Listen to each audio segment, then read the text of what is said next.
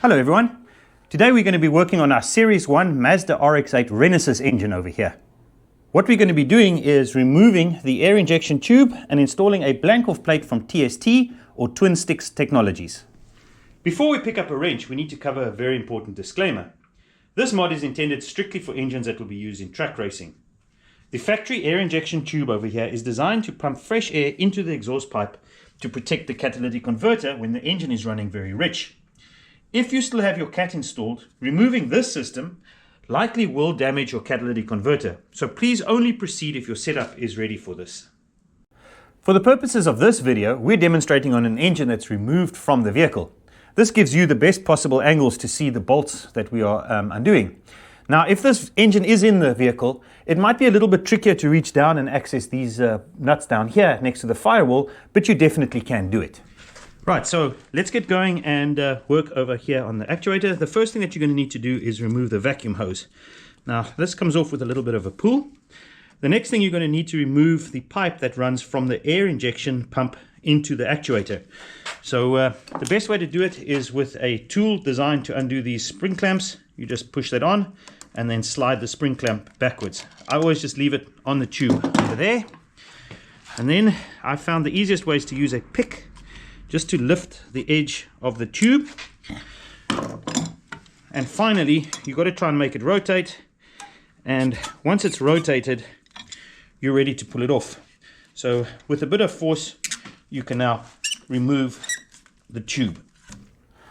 Right, the next thing that we need to do is get in here and undo the two nuts on the exhaust flange. Now I've already broken them loose, but you've got to remove those two. And then up here, just underneath the actuator, is another bolt, which you need to undo. All of these are 10 millimeters, and you just need to pop them all out. Right, the next thing that we need to undo is this mounting bracket that's on the wiring harness over here. Now, you can either undo the little tag and lift the wiring harness out, which I think is the easiest. So in order to do that, I just slide my little pick inside there and lift that tag, which, once I get it right, allows me to slide out this tag. Mine is broken, but usually it just folds open and you can pull the wiring harness out. With the wiring harness out, you can now remove this air tube. On the bottom side of the tube, you need to find this little stainless steel gasket. Please keep this because we're going to be reusing that in a moment. And the first thing that you want to do is press down on these two little tangs, one at the top and one at the bottom, and remove this little clip. Keep the clip because we're going to use it for a little bit later as we're going to be replacing this bracket. Now, this is not critical to do, but what I like doing is just grabbing a piece of sandpaper, making sure there's no hard edges on this exhaust flange before I get started with the installation of the blank-off plate. So, cleaned up this face. It's nice and smooth. We can now get going with the installation. We're going to be installing this TST plate. It's got a direction. So the letters that say TST are going to be outward, and we're going to reinstall the stainless steel gasket. Now, I read up about it, and it says that this gasket does not have a direction. It's directionless. So for my own personal preference, I'm going to install it with the raised face towards the stainless steel plate, like that. And what you're going to do is you're just going to slide those two back onto the studs over there. You're going to grab the two nuts, reinstall the nuts, and tighten them down.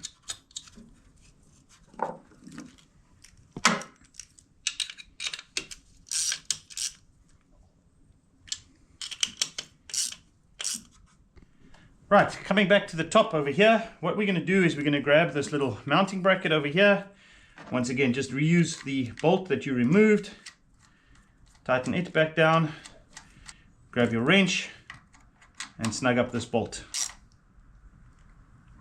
Right, once that's installed, we are going to grab our clip that we removed earlier, and you're going to place that back into the clip, and then lay your harness back in there, and clip your harness back in so that your harness is now secured. On the other end, you're going to grab this little blank-off plug for your vacuum tube. Press that into your vacuum tube like that, so that it's blanked off, and then just grab the zip tie that we provided and zip this tube back into place so that it doesn't hang around over there.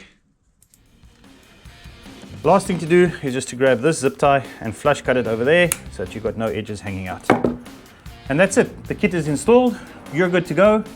You still need to decide what to do with your pump. You can choose to keep it or remove it.